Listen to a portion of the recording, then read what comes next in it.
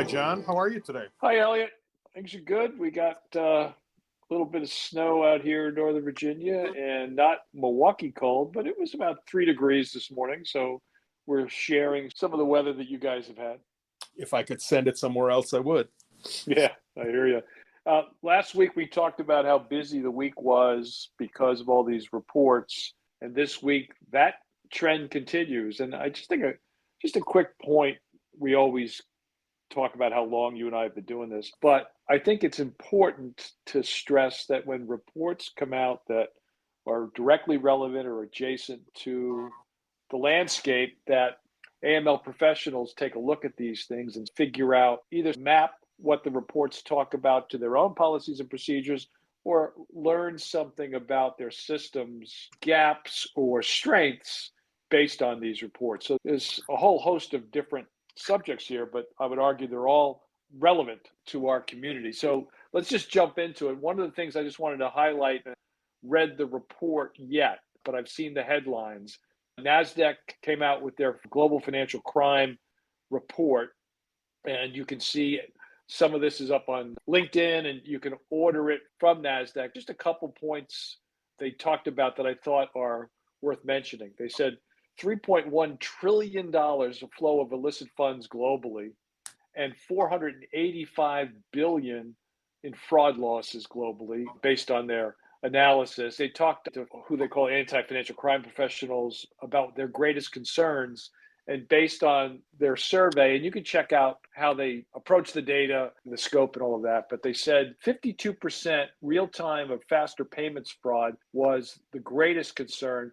Money mule activity, which we know has been on the rise, second at 47th. And then as you look down, they have terrorist financing, drug trafficking, human trafficking is at 18%. Elder abuse, still very high at 27%. Again, these are global concerns. And then just very quickly, they do have a series of other responses that folks have made. And under the category of industry collaboration, they said respondents underscored the importance of public-private partnerships as well as private information sharing between banks to keep ahead of financial crime threats. Something that obviously we not only have talked about, but that's why we worked with many others to create the AML Partnership Forum, because the importance of partnership. So if you're interested in more about this, NASDAQ's 2024 Global Financial Crime Report, available on their website. John, I want to take the opportunity that you just provided to remind folks who listen to us that if they'd like to come to the AML Partnership Forum this year, it's in Washington, D.C. at the Mayflower Hotel, March 18 through 20. And if you go to amlpf.com, you can register for the event now. So we'd encourage you to do that. As you pointed out, it was created for the purpose of bringing industry and federal law enforcement together to form stronger public-private partnerships. You also flagged a report that focuses on East and Southeast Asia from the United Nations Office on Drugs and Crime. What was the highlights of that report? They were talking about a number of things, but the big focus is how the online and physical casinos in East and Southeast Asia have become a target for transnational organized crime organizations to infiltrate and also to test cyber attack techniques and things like that using online casinos as targets.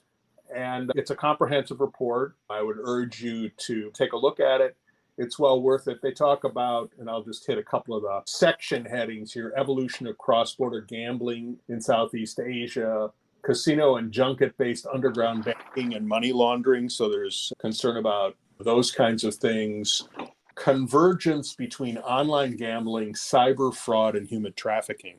And that's a theme, I think, John, that you and I have seen coming on more and more as we talk about any one of those things, online gambling, cyber fraud, or human trafficking, how that convergence has been continuing over the last number of years. And it's a significant part of the report, which I would urge people to take a look at. And then lastly, growing indication of generative AI use, deep fake fraud, and other malicious technology. And again, that's another issue that has been of deep concern, and we're seeing more and more of it. In the terrorist financing and terrorism space, you also highlighted there's a case in New York that we thought we would quickly mention. Yes, back a year ago, January of 2023, a 6-count indictment was issued charging Victoria Jacobs, who's an Uzbekistan native, with using C to fund Syrian-based terror groups and launder supporters' contributions. And the trials have started this week. I think the thing that caught my eye more than anything else is this is a New York State case. So we've generally seen the cases that you and I have highlighted for our listeners being somewhere in the federal court system, but this is a support for an act of terrorism and money laundering case under New York state law. And New York is by no means the only state that has such laws, but it's interesting.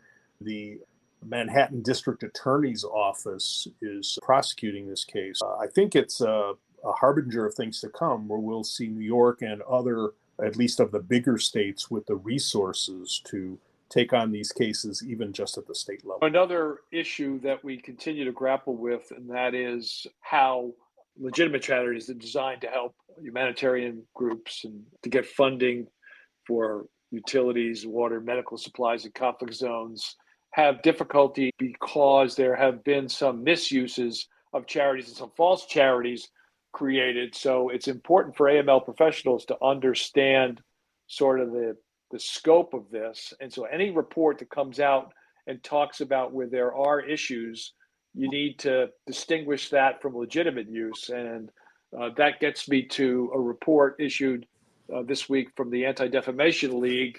The title is pretty dramatic: Virtual Money, Hateful Reality: The Cryptocurrency Exchanges Enabling Extremist Fundraising in 2023. So this is on their website. And according to the report, they tracked 15 white supremacist and anti-Semitic groups and individuals, as well as their donors, that moved at least almost $143,000 worth of crypto to and from 22 different virtual asset service providers. So the report goes into detail about that. But from the executive summary, they say that besides the dollar amounts, it does include mainstream companies. The sample was limited to direct Bitcoin transactions. Of the exchanges examined, for example, Kraken processed the most extremist money with nearly 80,000 for white supremacists and neo-Nazis. And then within their sample, there's a publication called Countercurrents, relied most heavily on cryptocurrency, carrying out more than 61,000 worth of those transactions. And as of December 1st, the ADL says only one of the cryptocurrency exchanges examined in the study had any policies prohibiting the funding of hate or extremism. And so the report, like we said, examines the activity of 15 organizations, and it reflects the broader landscape of what they're calling extremist cryptocurrency use. And they recommend that cryptocurrency exchanges should engage with both civil society groups and public sector partners to produce informed, transparent policies, and that they ask governments, regulatory and government agencies, to take action here. Interesting report. While the dollar amount might not seem that dramatically high, it certainly talks about something that we have seen before, and that's the concern in general, a high level, about the misuse of cryptocurrency by those that are using it for illicit purposes. Yeah, I think the dollar size is a result of this being a sample and exactly not a comprehensive review. The other thing that about the ADL study that caught my eye was connecting it to Treasury work on domestic violent extremism in response to the administration's 2021 National Strategy for Countering Domestic Terrorism. So I think it's important to remember that there's a direct connection, and in some cases they are synonymous, that extremism, domestic extremism, and domestic terrorism can be very much the same thing in some cases. Not necessarily all of the groups that were specifically cited in the ADL study, depending on what actions they've actually taken, but there's a very close connection there, and that's something that becomes a challenge for our community in terms of detection and reporting, and for law enforcement on the investigation and interdiction side. And just a couple of things coming up. We mentioned this last week. I wanted to point it out again that on January 25th, 1 o'clock Eastern Time, we'll have the next edition of AML Voices webinar, Human Trafficking 2024, the U.S. and Global Challenges for the Financial Community. We have an excellent panel, representatives from Polaris, from the private sector, and the Homeland Security are going to give us both practical advice on current challenges, but also some predictions going forward. So that's important. And then by the time our conversation gets posted, you'll also see on our website and on LinkedIn and other platforms my interview with Jim Lee. And Jim goes through some recent BSA data, but also some of the highlights from the IRS work in 2023. Sounds good, John. As always, there's plenty to talk about and plenty going on. In addition to the two things John mentioned, I'd encourage our listeners to come to our website. We work hard to make sure that there's a lot of timely, pertinent, and valuable content there, both to keep you informed and also to the extent that you want to use some of that in helping train your staff and things like that. So certainly take advantage of what's there. And if you have any ideas for topics that you, John, and I to cover or find people to talk to about, please just reach out to us. You can reach us at AML Right Source, and we'll be happy to investigate those. John, you have a great rest of the week, and I will talk to you next week. Take care, Elliot. Stay safe. You too. Bye-bye.